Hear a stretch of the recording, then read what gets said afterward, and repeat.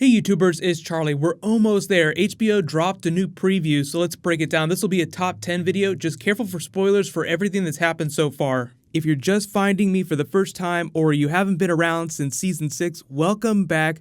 Be sure to subscribe to get everything and make sure you turn alerts on so you don't miss any of the videos.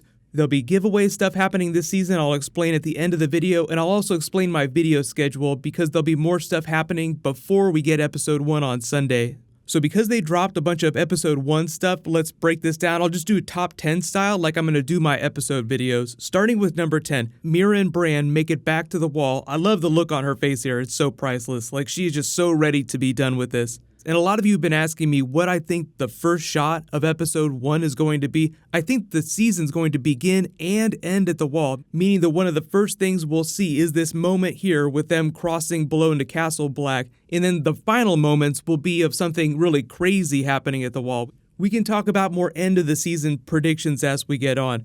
But number 9, in conjunction with that, Bran's relative state is a human potato. He's the three-eyed raven. Him returning to Winterfell has huge implications, but it sounds like the way they're balancing Daenerys' character, like she has ultimate power. Literally, she's so OP right now with those dragons. There's only a couple ways the Lannisters could fight them. So Bran, being one of those other characters that has ultimate power too, needs some balance. So it sounds like the way they did that is to turn him into something of a human potato so he can communicate with other people. Mira is able to speak to him when he's having his visions.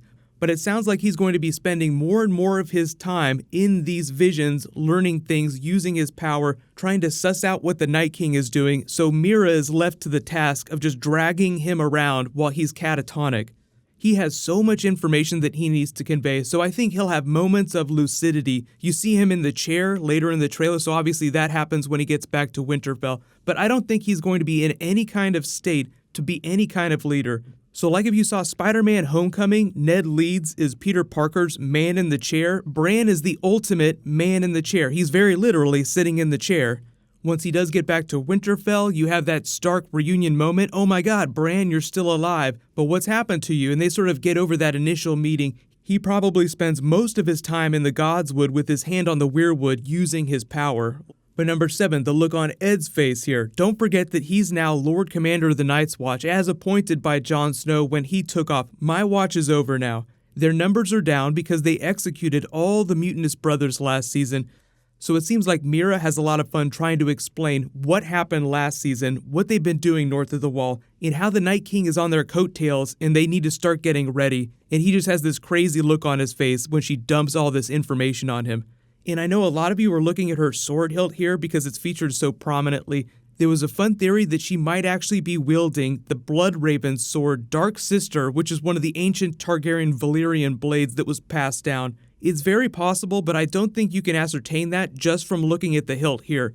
But the important thing to remember about Valyrian swords, because a lot of people always talk about Longclaw, like maybe Longclaw is actually Dark Sister. Because when the old bear gave Longclaw to Jon Snow, he had a new hilt put on it. So even though it's incredibly hard to reforge Valyrian steel, much less make it, it's actually much easier to put a new hilt on it. So you could have a Valyrian sword and just change the hilt and pass it from person to person. Moving along though, number 7, Daenerys lands on Dragonstone. Foregone conclusion, the title of the episode is Dragonstone, and it's 59 minutes long, meaning that I think we're gonna hit most of all the characters. There are a few characters I don't think we'll see, which I'll talk about later, but we've seen a whole bunch of shots of Daenerys riding up, looking at the gates as they open, walking straight up into her throne room. So it seems like that's the first place that she goes. Then she makes her way to the map table room where she starts thinking about her battle plan. In number 6, Cersei's floor map being painted here. It looks like there's a parallel between their two storylines in the episode where Daenerys starts planning her battle as Cersei starts planning her battles too. The Game of Thrones premiere was last night. They had a big after party. The dance floor was painted to look like the giant map of Westeros that Cersei has. It was really cool. In number 5, as we've seen in a lot of behind-the-scenes shots, it seems like Jaime is still with her for at least most of the first episode before he goes off and starts leading their army. The relative state of their arcs is really interesting because as Lena Headey, the actress, explains it, Jaime is hopelessly devoted to Cersei at the beginning of the season, but we know based on the description for episode 3 that he comes to his senses and something really bad happens because Lena Headey has been hyping up how excited she is for Cersei going nuts this season. Just the most terrible person you could imagine. So even though you have all these characters trying to tell Jaime that Cersei is horrible and he needs to be a good person, like Brienne or Tyrion trying to get him to do the honorable thing, but he has steadfastly remained committed to Cersei. You love who you love, but it sounds like at some point she's going to do something so bad that he'll say enough is enough. But one of the coolest things this season, I think, is seeing the rise of Jaime as a battle commander. So most of the shots that we see him in are either with Cersei or riding on the battlefield leading the Lannister army. You think back to Season 4, how Jaime was obsessed with the White Book, doing something great, worthy of having his deeds honored in the book the way Barristan Selmy or the other great Kingsguard had. I think while Cersei's on this downward spiral of craziness, Jaime is actually headed on his way up. But obviously, you know, he already narrated his own death. I want to die in the arms of someone I love. So I will do a death predictions video in the next couple of days. He's not really high on my list for this season. I think a lot of the big deaths will be pushed to Season 8.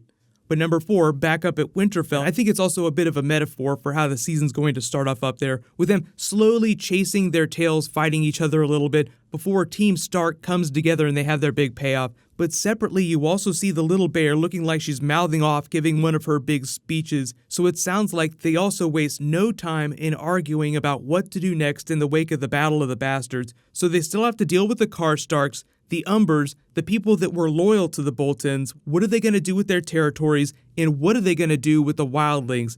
Because while they have named Jon Snow King in the North, and even Sansa's sort of co-ruling with him, they still don't like the wildlings that much, so they're not going to be very happy if Jon tries to grant them a bunch of land. So even though we've moved past the book plot, like we are in uncharted territory, there are a lot of theories that they might use the Alice Karstark twist from the books, and it'll be some sort of alliance that's forged through marriage to one of the wildlings. Normally, that would be Tormund Giantsbane, but he's actually pretty high on my death predictions list, so I don't know if he's going to be getting married to anyone anytime soon, regardless of the way it went down in the books. But separately, number 3, it seems like Littlefinger will waste no time in putting his grand plan into motion, creating chaos amongst the Starks. He always has a number of plans, like he says to Sansa when he narrates in the trailer, fight every battle everywhere in your mind at the same time. But then she narrates, the lone wolf dies, but the pack survives. So you can kind of see what his arc this season is. He's one of those lone wolves that's going to die because the pack, the Stark children, are meant to come together. He's also really high on my death predictions list, but a lot of people ask about his plans. I do think that he's back dealing with Cersei in case his plans with Sansa in the North fall through. He always has multiple irons in the fire, playing all sides against each other, so as much fun as it'll see to watch him be as devious as possible, what I'm really excited about is when Arya finally has her big reunion and he tries to play all of the Stark children against each other and to see how Jon Snow and Arya deal with that. Because it looks like Sansa's slowly getting used to Littlefinger, she's been with him for so long, but Arya and Jon Snow do not suffer fools the same way that Sansa's been forced to. But number 2, what about the Army of the Dead? All the Night King, the White Walker shots that we've seen look like they've been from the heat of battle, which imply that they're much later in the season. So just as we've had with previous seasons, it sounds like we'll slowly feel their presence more and more as we get deeper into the season. I'm expecting full-time compression to be in effect north of the Wall. What'll probably happen in the south is that you'll see characters traveling around really fast between episodes. But even though the Night King in the Army of the Dead isn't that far from the Wall, they're not just going to walk up and park it there all season long. He's waiting for Bran to cross with his mark so that the magical enchantment will be broken and he can bring the Wall crumbling down. All the shots we've seen of them so far are of people that haven't made it to the north yet, fighting them north of the Wall. So I'm expecting there to be lots of questions about what the Night King was doing for the first couple of episodes if Bran had already made it south of the Wall. Like, why is he waiting to come bring the Wall crumbling down?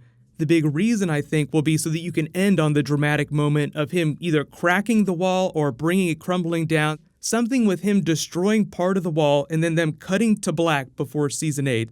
Because, like I said, I think we'll begin the season and end the season with scenes at the Wall. But number 1, there's a whole bunch of characters that we haven't mentioned here that don't appear in the previews. Samwell, Jorah, Benjen, Arya, the Brotherhood. So I think that most of those characters will be in episode 1 briefly, mostly Arya Stark. All the main characters tend to get preference, but the Brotherhood and Arya are slowly making their way north separately. Samwell is at the Citadel training to become a maester. It does seem like Gilly, based on the previews, will be the one that finds out accidental information about Azor Ahai. So you have a lot of really big mythology that they need to convey this season to people like Jon Snow, the prince who was promised, the son of Lyanna and Rhaegar. So it seems like most of that information won't get sussed out until everybody converges and Samwell makes his way back north. But I think that half of that will come from Samwell through book learning that he finds out at the Citadel, and Bran, who's literally experiencing this in flashbacks.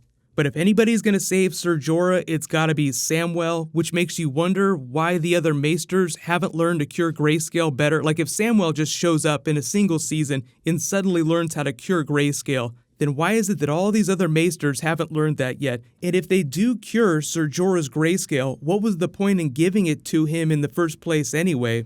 So just remember all those things as those storylines play out.